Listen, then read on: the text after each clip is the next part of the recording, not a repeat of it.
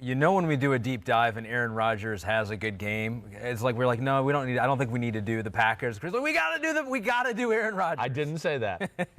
So, but we wanted you to look at Aaron Rodgers a little deeper here because we wanted to know what it was here because obviously he looked good. He looked like vintage Aaron Rodgers. He what did. were you saying? What year for Aaron Rodgers? Yeah, like 2013, 2014. Yeah. Very good, very good. Had that connection with Devontae Adams. Yes, he did. But how much of it was this Minnesota Vikings defense? You talk about a defense or a team trying to find their identity. Right. What's their identity going to be on the defensive side of the ball? No Danielle Hunter. Yep. So that hurt. Yes. So was it more Aaron Rodgers or was it more, wow, the Vikings made a lot of things pretty easy? Yeah, no, the Vikings are not going to be real talented on defense, and especially without Danielle Hunter. I mean, to me, that's why I picked the Packers in the game right away. I mean, I've always said this, anybody that's listened to my podcast, to me, when you get on that surface and you don't have a great pass rush to corral Rodgers, that's when he can take over games. Because even when everything's covered, since you don't have that great pass rush, he'll buy time or scramble and extend the play, and then somebody will be open. I mean, you can't cover for 7 seconds all the time. So that's where he's dangerous. But I do think there was something more to their offense. I think so I wrote down, first things that jump off to me, like right away, more aggressive pass game calls. There's no doubt. Like, they didn't come out trying to go, let's run slant flat and make Aaron jam it in there for 5 yards into triple coverage. Yeah. Let's make him throw the 4-yard out and get some rhythm going and jam it in there between 9 guys. It's just like, that's what they used to do. Like, oh, you're in rhythm? Sound like LaFleur. No, right? I know. It's like, I don't know who's coaching. I don't know who that is. But it just used to drive me crazy. Yeah. And, yeah, LaFleur tried to break away from it a little last year, but also it's what Rodgers had done his whole career with McCarthy before that, too. So I'm sure, LaFleur was trying to please him to a degree. Yeah.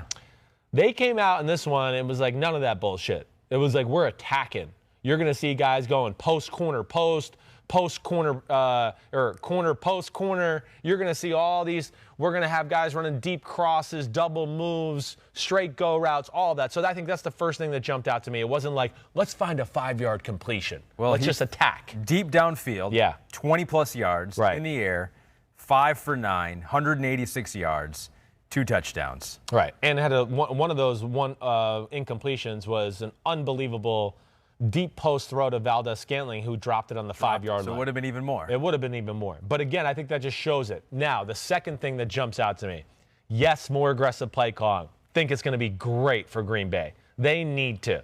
They got one of the greatest throwers of the deep ball and arms in the history of the sport. I think it'll make them more aggressive in general and just feel better. Like, it was fun to watch. They came out firing. But here's the biggest thing. My man, Aaron Rodgers, he got back to 2014 Aaron Rodgers, 2013. And when I say that, I mean he got into let the first guy, the first read happen. Wait on it. You know, you've heard me say if I had a complaint about Aaron Rodgers last year and things like that, it'd be times where I'd go, man, within the normal rhythm of the offense, just throw to that guy. I know it's a little tight, but he's open. Like, slam it in there. Do it. You're Aaron Rodgers. Nobody hits the bullseye with like more 100-mile-per-hour fastballs than you. But, you know, he would pat the ball and look and then dance around and try to wait for somebody to get a little bit more open. Man, one of the first things I noticed on the first drive, I was like, Rodgers is staying with the first read.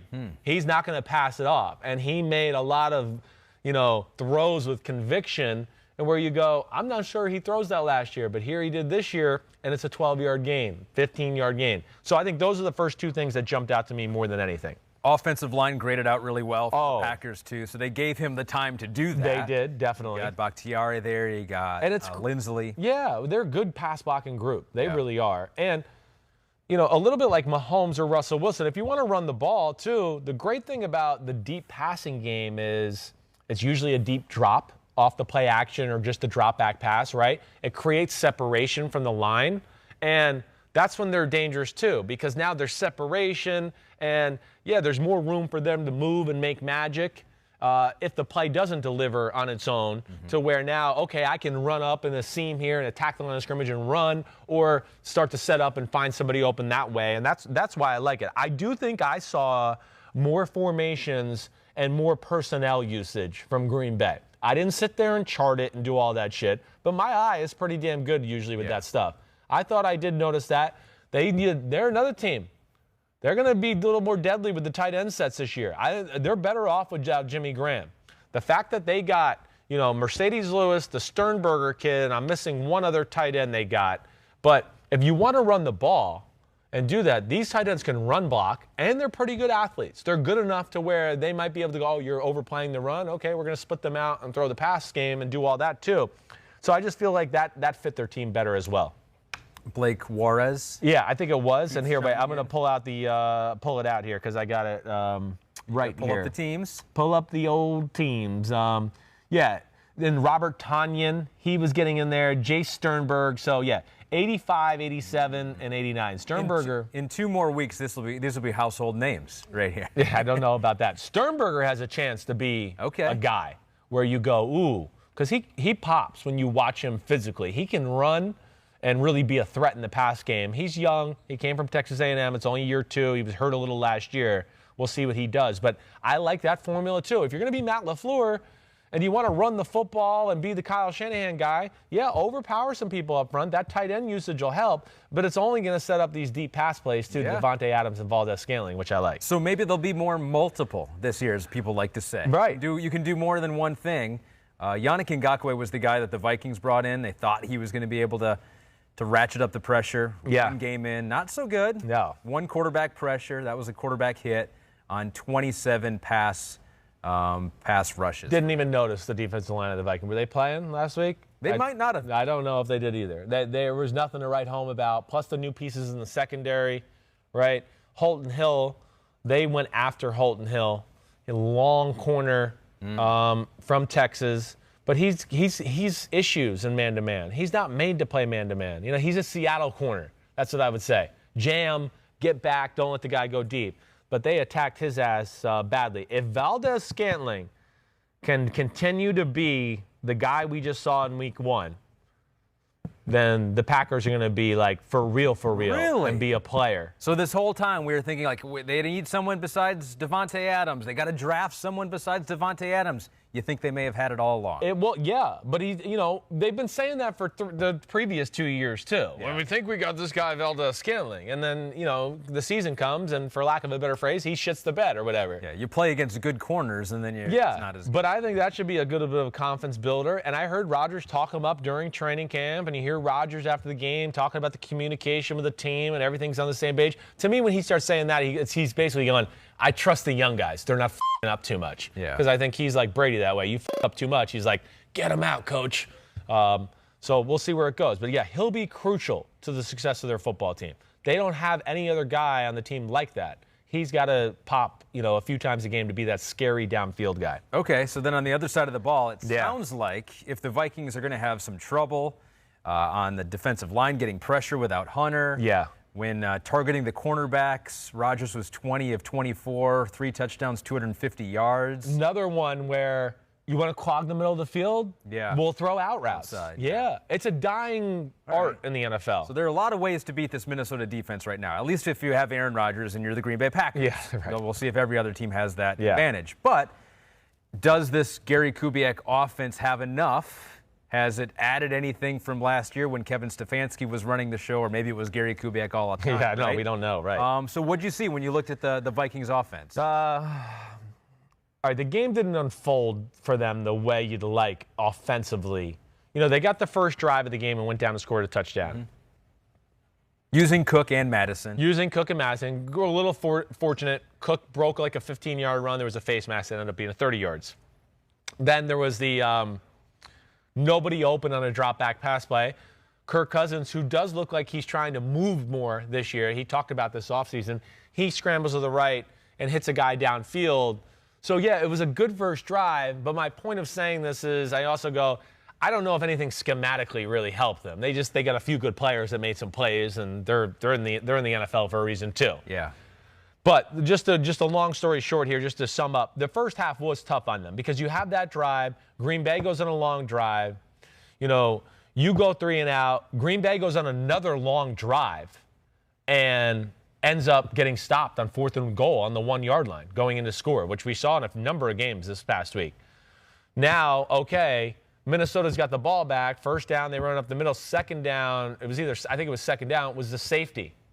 So here they are. They had the touchdown drive. They had a 3-and-out. They're getting the ball back. Safety, damn, we got to kick to Rodgers again. So Rodgers gets the ball. They go down and score. They go 3-and-out again. Rodgers scores right before the half. Yeah. And then they get a quick field goal drive just to go down and get something positive. So, long story short, their defense didn't help them out. The safety certainly screwed them over, giving Green Bay the other possession. They never got to get in a rhythm in the first half, is what I'm saying. After 3 quarters, Kirk Cousins was 7 of 11 for 95 yards and 1 interception. And at that point, the Vikings were down 29-10. Yes. And so then you got to throw the ball deep to Adam Thielen, which they did. Yes. They were able to complete a couple long They ones. did. But Cousins looked good. I got no issue with Cousins. Like Jimmy Garoppolo, you can win with Kirk Cousins. You can definitely win with Kirk Cousins. Yeah, Kirk Cousins is a higher level thrower than Jimmy Garoppolo. I mean, just the throw you're talking about there, and we could watch a number of other throws where I go, that's a high level throw. That's big time. I am concerned about the passing offense, though. There's no doubt about it. First off, the same issue we saw last year as far as pass protection. Pat Elflein has an issue at right guard. I mean, he's a good run blocker. He can't pass block for shit. So there was a bunch of plays there where I'd go, somebody's open. Oh, Kirk Cousins, he can't settle in there and see the guy because he's got somebody right in his face. And then, do I see repeat concepts? Yeah, I do. A few too many for me in the first few pass plays in itself to where I want to go, wait, we just ran this play 3 plays ago. It wasn't that great the first time around. Why are we calling it again? So we'll see where it goes from here. I don't know. They weren't a playoff team for Chris Simms entering the season. No. And after week 1, you've seen nothing to change your mind. No, it does not. It does not change my mind that way. And, again, they have the 4th and 3 throw to Tajay Sharp down the right sideline. I mean, it's 4th and 3. They've kind of fought their way back in the game. And that's the play we have? Like, Tajay Sharp go route? First off, Kirk Cousins was wrong to play Tajay Sharp. He should have played Adam Thielen to the left. Jair Alexander was bump and run in his face. Adam Thielen got off the line of scrimmage and ran by Jair Alexander. That's to me where sometimes, I don't like when quarterbacks go, well, I'll attack the lesser corner. Yeah, but the lesser corners are on the lesser receiver. So, to me, I'd rather go down with my lead horse. Yeah. So that was annoying to me, one, that he did that, but 2, the play call. We had a whole summer. Yeah. 4th and 3, our first call of the year is just run straight, guys. Oh, okay. Well, last year that could have been Stephon Diggs running a sharp route, and I mean, they're going to have trouble replacing him. And there's the thought that maybe Justin Jefferson could step in. He had a great year at LSU and could help, not replace him, but be an asset. Yeah, I mean, he'll be an asset. I don't think he's going to be like Stephon Diggs because he's not the kind of guy that's just going to run people, by people on the outside. Yeah. You heard me say with Jefferson going up. Jefferson to me was more like a Michael Thomas. To me, he's that kind of guy. You want him to be on the inside. He can really run routes. He's got amazing hands. He understands coverage, and he's physical. So he can catch a ball and break a linebacker's tackle or safety's tackle and go get more yards. It's early. As we saw with all basically young receivers in week 1, none of them were trusted in big spots, or nobody really wanted to put too much on them. It was kind of like, hey, he's in. It's a big 3rd down. Take him out. Ruggs, maybe the Raiders. Ruggs is probably the number 1 guy. Exactly right. He was probably the one guy I looked at that said rookie receiver, and they kind of based the offense around him early on, and then he got hurt. Yeah. So the Packers got the big win. Vikings got some things to think about and to work on after week 1. I don't see it for the Vikes. Hi, I'm Mike Tirico, and thanks for watching. Make sure to hit subscribe for the latest news and highlights from NBC Sports.